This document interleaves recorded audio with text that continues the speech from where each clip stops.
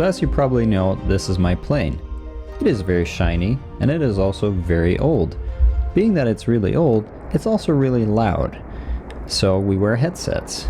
I have a lot of travel coming up, so I wanted to buy a nicer, newer, modern headsets. New headsets have noise cancellation, Bluetooth connectivity. I have none of that right now. I got some really cool David Clarks that definitely have a vintage look to them, which I appreciate because it goes with the plane, but it's time for something newer and nicer. So I did some research, and looking at kind of the top 3 headsets, I kind of like the Lightspeeds. Lots of good reviews, they're comfortable, they're reliable, they have good service, all of that stuff. To be clear, Lightspeed is not paying me to make this video. I had to buy these myself. Now this is why specifically I bought the Lightspeeds. So we got all these features, but this is what really stood out to me. Stainless steel and magnesium construction.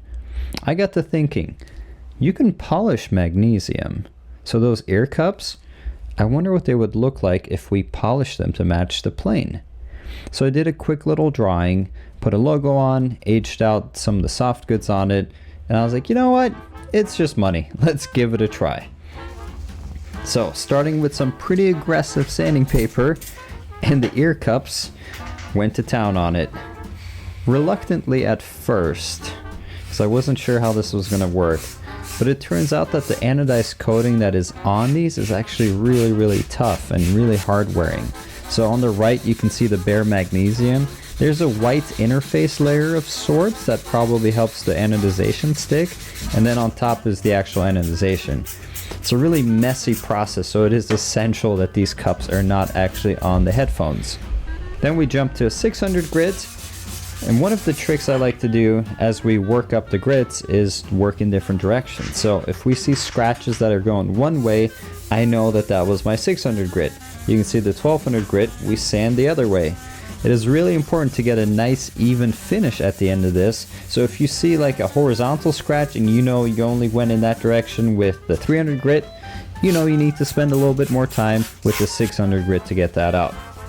I worked it all the way up to 2000 grit. And by the end of that, they actually looked really cool. They kind of had a brushed finish to them.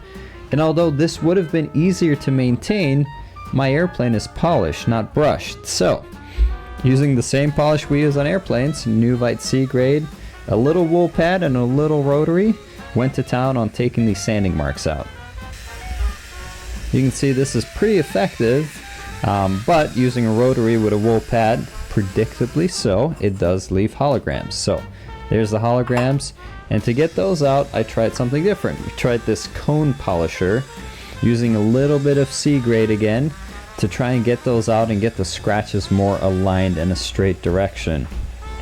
Now knowing that I had to send these back to Lightspeed to get them reassembled, I wasn't super worried about getting them absolutely perfect, but I still wanted them to reflect well and look really good. So here we're going over it with some finishing polish, which is Nuvite's S grade, and more or less getting everything lined up so we don't have any distracting holograms or scratches.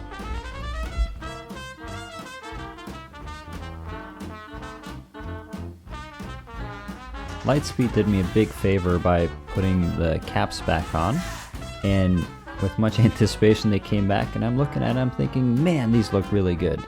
I could be done, but that would be too easy. Got a picture of my plane, and that S is kind of the Silvaire logo, and there's a lot of variation on how that S was made. So some of them are more rounded, some of them are skinnier. Again, I wanted it to match my airplane, so I took a picture, did a vector trace of the S, and put it in a circular logo because I think that looks better than the diamond logo. Laser cut some masking tape on a piece of aluminum to do a test. I wasn't super optimistic that the paint was going to stick well, so I wanted to test on something that was a little more disposable than the magnesium ear cups. And not much to my surprise, it actually didn't go very well at all. This is actual aircraft paint, and what I really should have done is etched it and primed it, and basically things that are outside of my skill level, and I didn't want to spend the money to buy all the primers. So I bought a vinyl cutting machine instead, and put in some green vinyl, and before you know it, I had beautiful Luscombe Silvaire stickers ready to go. Using this backing film, I lined up the center of the logo with the grid on there, and what that allows me to do is when I place it on the headphones, I can align it better with known references. Now before getting the decals on, I gave it one more polish, this time using a short throw dual action polisher and some more S-grade, just to refine that surface a little bit more, get off any scratches from installation, which actually there weren't that many. They did a really good job of taking care of them. So refine the surface a little bit more, alcohol wipe the area that the decal's going on, and lined everything up for the S, the Silvaire S. So you can see the grid on the backing tape lines up nicely with where the stirrup hinges onto the cup. Then we fold it back and we use that as a hinge so we don't lose our alignment.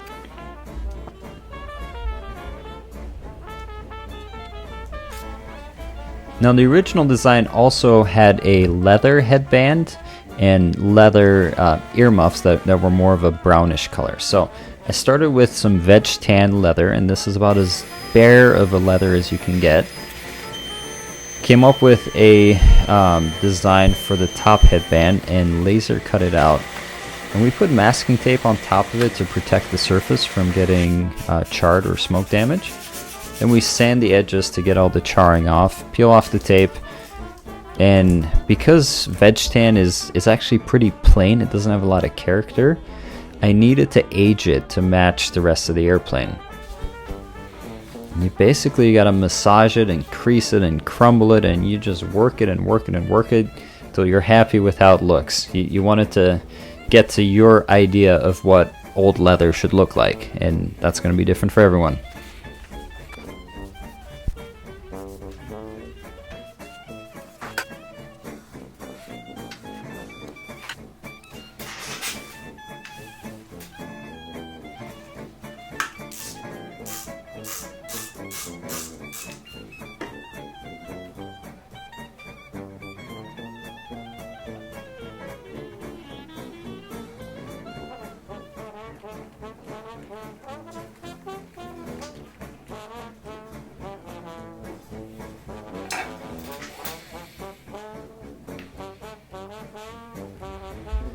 Now once I got the texture dialed in, I needed to change the color.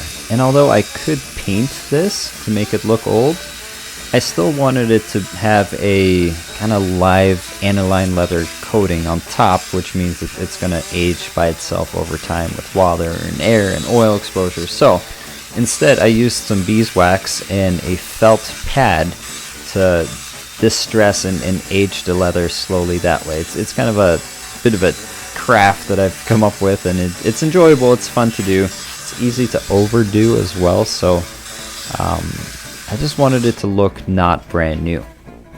With that achieved, now it was time to get the rest of the soft goods on the headset to match this top band. Originally I was going to glue the top band on the top of the headset, but I chickened out, so I designed it so that it could be snapped on with these really small snap fasteners.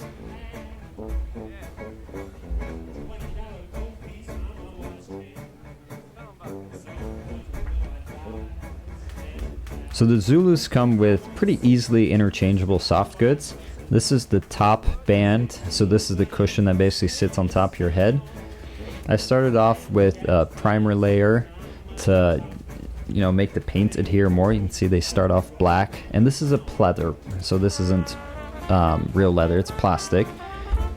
We start by applying, this color is called Havana, and applying multiple thin layers gives us a nice base coat that somewhat matches the leather that I just distressed. Then I added in a little bit of red, actually a little more red than I should have, but I learned my lesson. And slowly but surely I start telling a story of how this leather has aged. So it sits on your head, it's going to get sweat, it's going to get wet, it's going to start oxidizing. So we mix and match colors to kind of tell that story that this isn't brand new. This matches the leather on top, and it kind of matches the overall character of the aircraft.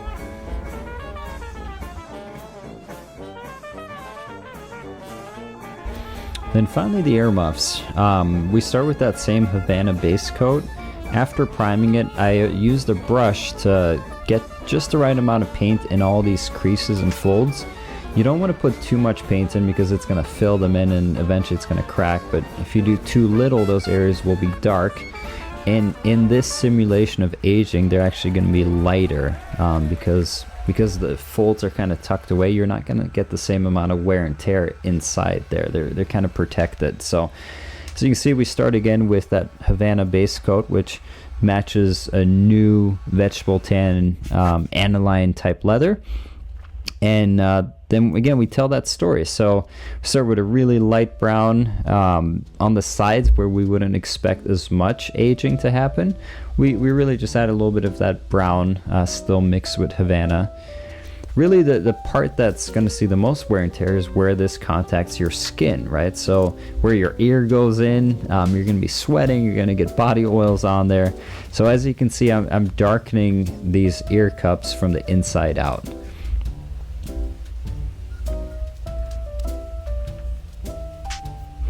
Really the hardest thing here is knowing when to stop. There's a few spots that were just a little too dark that I ended up going back afterwards with a fine point brush, and I basically stippled them back out. But overall, I'm really happy with how these turned out. After paint, we apply a clear top coat that's going to give it a little bit more of a semi-matte finish, and it's going to protect the paint from wear and abrasion. I did some testing on some old headphones and it seemed to hold up quite well to wetness and creasing and rubbing and other abuse, so hopefully this will last for a long time.